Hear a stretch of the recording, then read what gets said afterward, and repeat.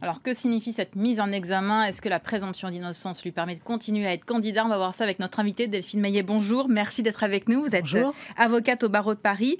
Quand des juges mettent quelqu'un en examen, ça signifie qu'ils ont beaucoup d'éléments à charge contre lui?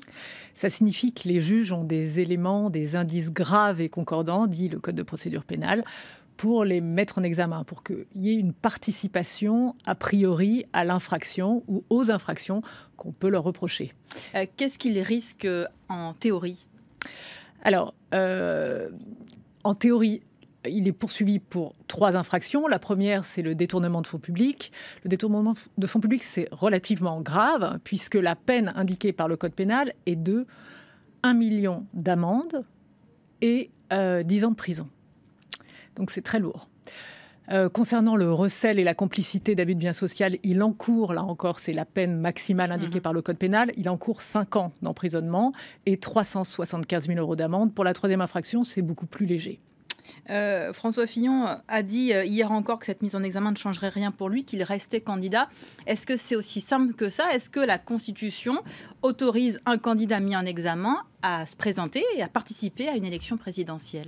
A priori, il n'y a aucun obstacle à ce que François Fillon poursuive sa campagne présidentielle. L'obstacle, il serait politique, mais il n'est pas judiciaire. Je ne vois pas en quoi, indépendamment de l'article 7 de la Constitution, qui indique qu'il y aurait un empêchement à se présenter en qualité de candidat, je ne vois pas en quoi l'empêchement serait la mise en examen. Parce que la mise en examen, on reste présumé innocent, c'est ça? On reste présumé innocent jusqu'à ce qu'un tribunal, et seulement un tribunal, vous ait déclaré coupable. Donc être empêché, ce serait uniquement dans le cas où on aurait déjà eu un procès Fillon avec une condamnation, c'est ça? Voilà, ce serait dans des conditions très différentes de celles qui nous occupent aujourd'hui. Comment va se dérouler maintenant l'instruction? Qu'est-ce que ça change, le fait qu'il soit mis en examen? Alors, ce qu'il faut comprendre, c'est que la mise en examen, c'est finalement un atout. On a du mal à le percevoir comme ça aujourd'hui, mais néanmoins, ça nous permet d'avoir accès au dossier, ce qui n'était pas le cas précédemment. Ça nous permet d'être acteur de la procédure. On peut faire ce qu'on appelle des demandes d'actes. François Fillon peut aujourd'hui, à travers ses avocats, demander l'audition de telle et telle personne, demander des confrontations, demander des investigations supplémentaires, ce qu'il n'était pas en mesure de faire avant. Et surtout, le fait d'avoir accès au dossier est extrêmement utile pour préparer sa défense. Est-ce que ça veut dire qu'il y aura forcément un procès? Non. Ça ne veut pas dire qu'il y aura forcément un procès. Il peut y avoir un non-lieu. L'affaire Sarkozy, une des affaires Sarkozy s'est terminée par un non-lieu. Il peut y avoir un non-lieu et les choses s'arrêtent là. Donc, si vous voulez, la présomption d'innocence court jusqu'à ce qu'un seulement un tribunal indique qu'il ait été condamné. Quelles sont les pièces que les avocats de François Fillon peuvent demander à voir dans les prochaines semaines pour étayer leur défense? Quels vont être les arguments qu'ils vont pouvoir opposer d'après vous? Alors, je n'ai pas accès au dossier. Il a de très bons avocats.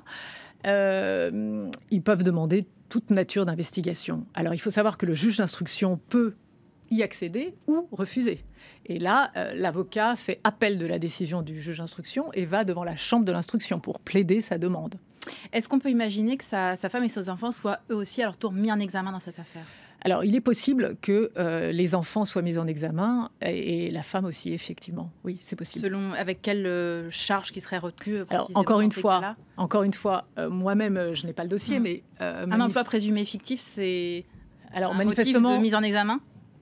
Oui, bien entendu, puisque là, il s'agit de détournement de fonds publics. Donc, Pénélope Fillon pourrait, j'emploie bien le conditionnel, pourrait être mis en examen. Elle est peut-être pas seulement victime de la situation, mais peut-être qu'elle a participé à l'infraction. Mais ça, je n'en sais rien.